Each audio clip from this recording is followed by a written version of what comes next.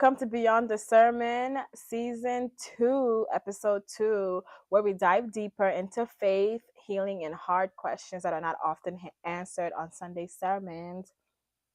We are your hosts, Sybil and Happiness. and today we are exploring something we don't talk about enough. What comes after forgiveness? Forgiveness is not the end of healing, it's a doorway. And we have to walk through that doorway. And now the hard truth is, how do we forget what hurt us? This is Healing 101, so let's get into it.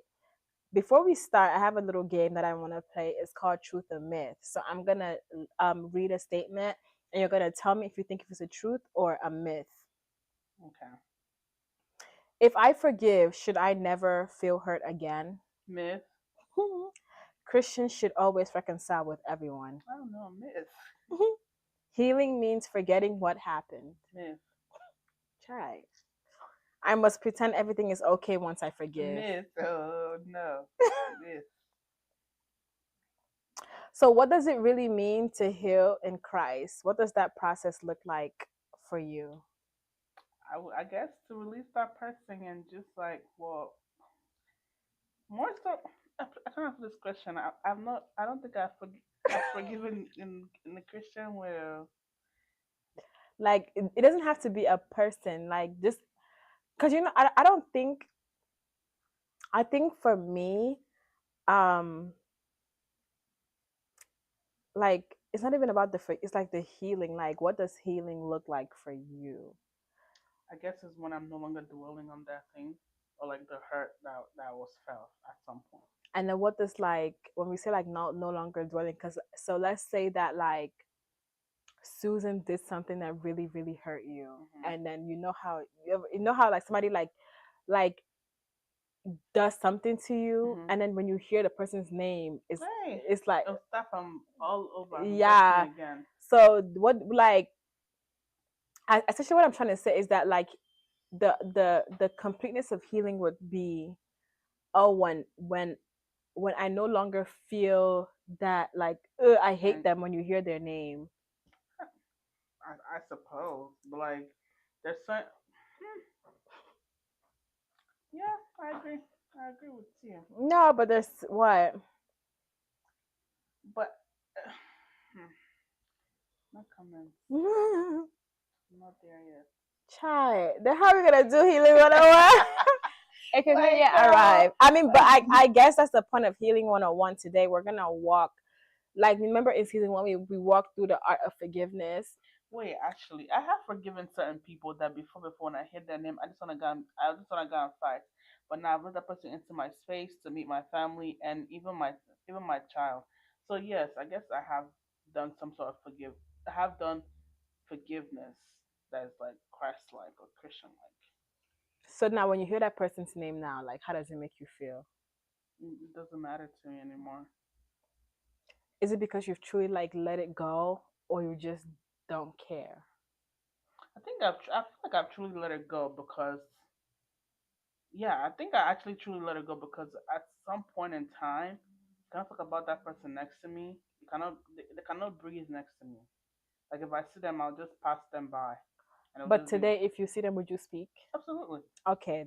See, now when we come to him, this is what we want to get at. Like, well, let's say, like, when it comes to forgiving and forgetting about an action that an individual did, because essentially, like, though we don't want to make it about people, you can't get hurt by what is not done by a person.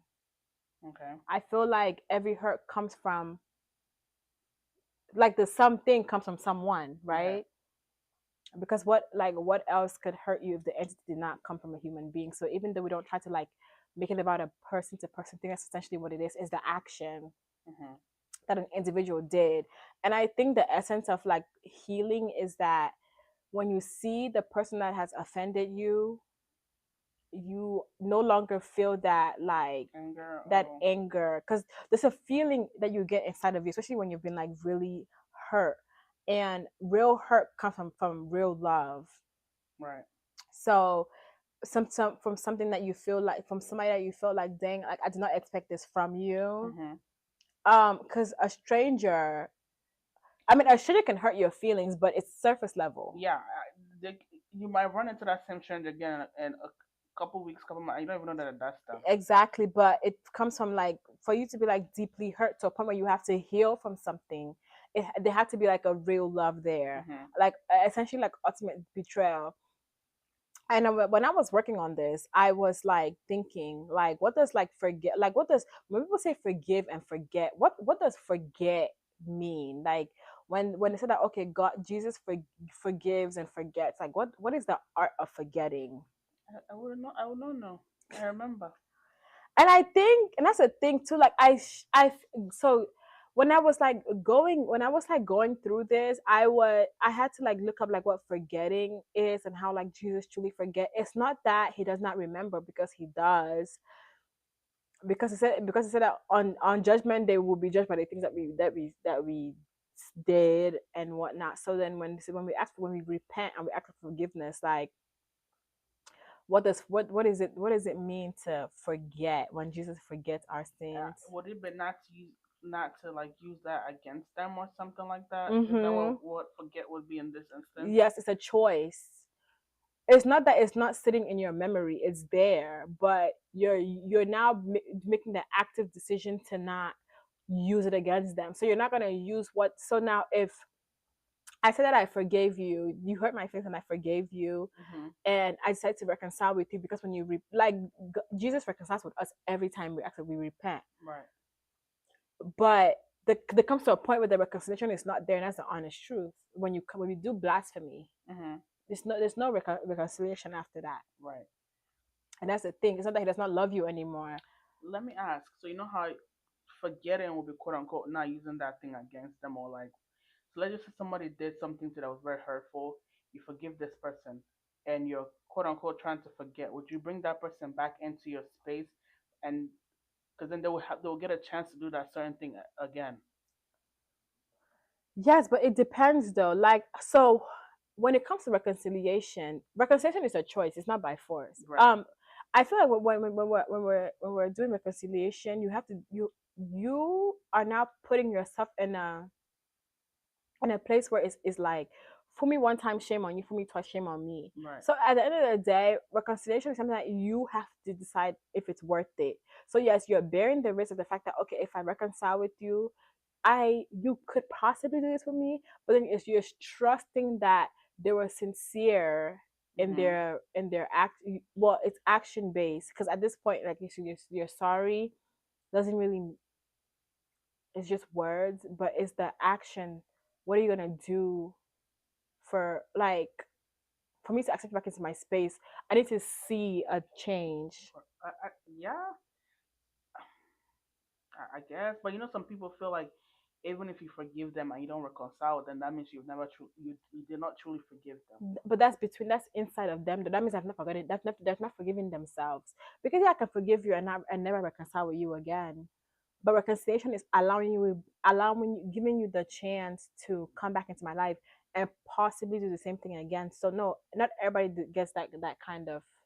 I think I guess two instances I would say is like I've forgiven some people that did something to me like two different occasions, reconciled with them, quote unquote, and at some point like they were allowed in my space, and I was and later down the line I just thought about it like I don't necessarily need to have this person in my space for them to know that like we're good, like, and I completely removed them from my space. But like if I was running to them anywhere, I'm like, oh hi, and like that's it. That's where it stops. Yeah, and that's another thing with me too. Like like this whole like forgiving process has been very difficult, because you grow up to forgive and forget, but nobody ever shows you like the process of the forgetting. And it's like I said, it's not like you erase it from your memory. It's Hmm. you learn how to like live with it to a point where it's not consuming you. But nobody It's ever hard though. Yeah, but nobody ever tells you how to do that. Nobody ever tells you what it's like. It's always like, just forgive and forget, like it is what it is. But like and then they'll be like, okay, you need to heal. Like everybody says that I'm on my healing journey, I'm trying to heal from this. But what does that actually look like how do we Yeah. heal? And that's something that I feel like It's not talked about enough. And Mm-hmm. so I came up with Healing 101, and I even attached Bible verses to it. Um have you before we even get into that, I have one more question. So have you ever had to surrender something more than once to God before it finally stopped hurting? Oh yeah. Gosh. I don't think I've ever. I don't think so. I don't think so. Like For me personally, you think what you think like once you surrendered it like once it was that was it. I don't know. Like for me,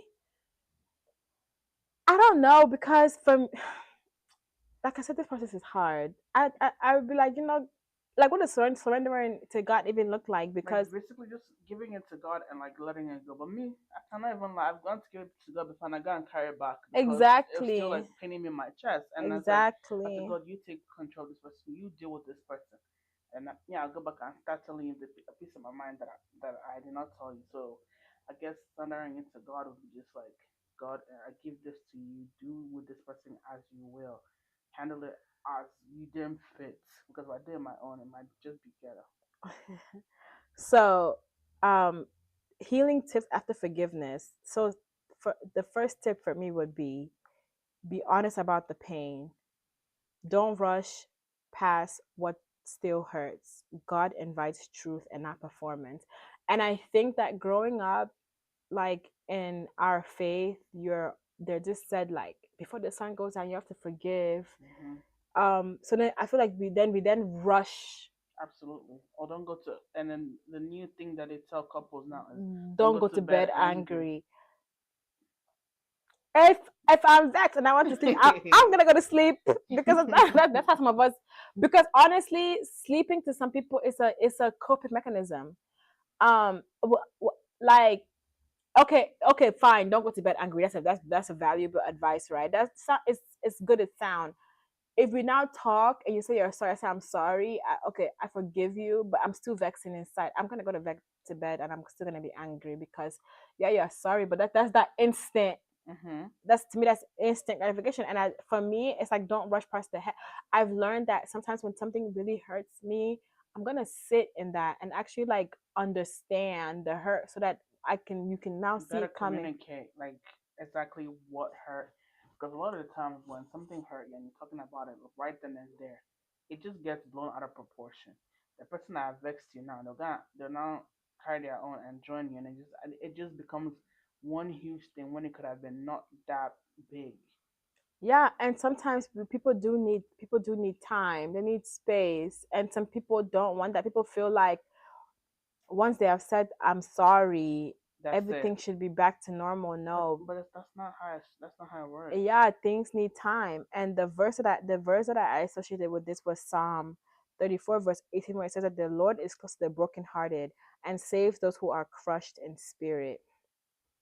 And um the tip for this would be to journal or pray honestly, because there are some things that you cannot say to somebody, not even your therapist, that you feel like you can say to yourself and to God, obviously, because there's nobody else listening to you. Say what you couldn't say, because healing begins with truth. If you're not honest about how you truly feel, Mm-hmm. you're never going to truly get past it. And I know that some of us don't like to speak it out loud because it brings forth like shame, Yeah. and I think that's the biggest one is shame. So write it down in your journal. If you don't journal, start journaling and pray. Like if you can't talk to anybody about it, talk to God about it. And if you cannot even say it out loud, say it in your heart. Like, but I feel like some things need to be vocalized. It does. It does. Like when you think about it, like even like if you're going through something or some type of hurt that you're going through, like the mouth to even tell anybody is just like just it just feels so shameful. Like why is this even a thing that I'm going through? You know what I mean? It's just eh, Yeah. And then the second tip would be don't confuse forgiveness with trust. Forgiveness is freely given and trust must be rebuilt. mhm, I agree. Proverbs 4:23 says, "Above all else, guard your heart, for everything you do flows from it." So, my tip would be to set healthy boundaries so you can love. So you can love someone and protect your peace. You can do both. I feel like even outside of relationships, like personal relationships, when you have like friendships and things, Mm-hmm. I feel like oftentimes we don't have boundaries even for our friends, for people in general, loved ones, that it feels like they can do any and everything to you and just And that'll be expect you. okay. Yeah. So yeah, forgiveness is free. That's why I always say when I talk to people and when people wrong me and I say I forgive you and I be like I don't have a choice. They be like, what do you mean? I said I don't have choice. Like I'm a prayerful person. I need my prayers to be answered. So of course I don't have a choice to forgive you, but it does not change how I feel inside. And If I think that's someone the wants to thing. hurt you, are you like the type to like let them know right then and there that what you did was hurtful, or do you just like kind of like keep it to your chest? It honestly depends. If it's the first time that somebody like does something to me, and I Mm-hmm. know that you are not like you're not really familiar with who I am Mm-hmm. and my reactions, I'll spare you. Right. But if it's somebody that I feel like you should know better, it's where expectations come in. Of course, I'm gonna have to sit on it and I'm gonna have to like look at you like You should know better. you should know better. But what if the person doesn't know that what they did was hurtful to you, and you're sitting on it? I will always like I feel like I will always let people know when they've hurt me, but the time frame is what is hard because you can vex me today, and the severity of it as well. Mm-hmm. Because sometimes like actually want to sit back and collect myself because I don't want to speak out of anger. Right. So the severity and the relationship, the length of the relationship determines how and when I would Be that upset. mhm, or how I would talk about it. Um, the third advice would be to invite God into the healing daily. I feel like healing is a journey and it's not a race. It can take it can take any amount of time that it wants to take. And I know that like people, everybody always says that, oh, but we don't have time. There's no time. There's time. You have time. You have time. Use all the time that you need. Mm-hmm. But it's the difference between healing and dwelling. I feel like people misuse healing for dwelling when you be like, oh, I'm like going through this healing journey, this healing process. Some people might be like, why are you still sitting on that? Right. Because if you're dwelling on it, you can't truly heal. Yeah, but I feel like when I'm like, oh, like Susan really did this to me, and it really like broke my heart, and I'm healing from it. They be like, but why are you still sitting on it? What do you mean? Like you go up there and you see the progress in your journey, but then because somebody else is not with you all day, they feel like they feel like it's you sitting on it, when in reality, like it really tore me up inside. It's like losing somebody to death, and you're mourning is not mourning takes time. Why do we accept healing by mourning and not healing by hurt? It's the same type of hurt. When somebody hurt you, they killed something between that you guys had. The only difference is that it may come back, whereas when Right. somebody dies, That's the that person's just it's gone. gone, but it's the same type of mourning. Because you're So losing like a part. Let's just say like with a couple, right? Or like even like your best friend. Like you and that person are together almost every day, spending like at this point you just feel like that's your sister, and then that person does something that hurt you, and then you're losing this person that is like your sister. You know what I mean? It's just like the relationship died, and even it if it did. comes back, it will It's not the never be same. the same. So why do we accept mourning through death but not mourning through, like, it's to me it's the same type of death. Like it hurts the same type of way because you're mourning something. So we shouldn't accept one and not the other because it looks like it's not the same type of severity, because it is a death of an individual, it's still a death of a relationship. Because yeah, the body is not here, but Because so neither imagine is the going from talking relationship. to this person every day, 5 times a day, to you guys going 4 or 5 years. you haven't seen or talked to each other. What's the difference? And that's the same thing when people talk about divorces. Like sometimes this one pastor said the same thing, and it really like sat with me that divorce is worse than death. Why? Because at least with a death, you never can see them again. A divorce is you see them. It's every time you see them, it feels like a resurrection. It's like a reminder, especially it depends on what kind of terms you guys left off.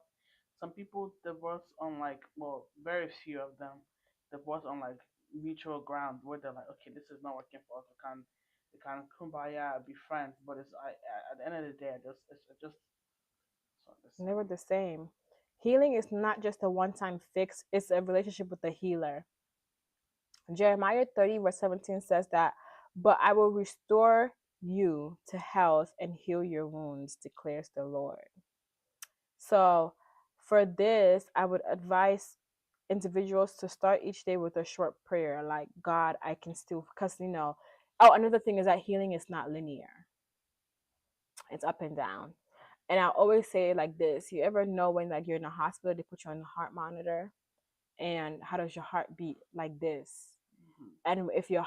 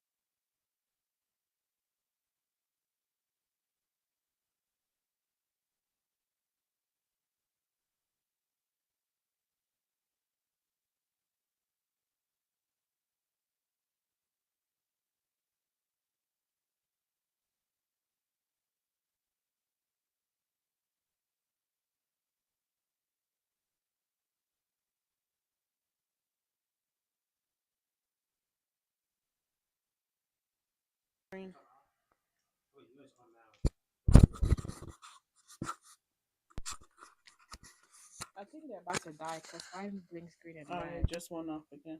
Yeah. Did you charge them? No, Yeah, it mine just is died off. again.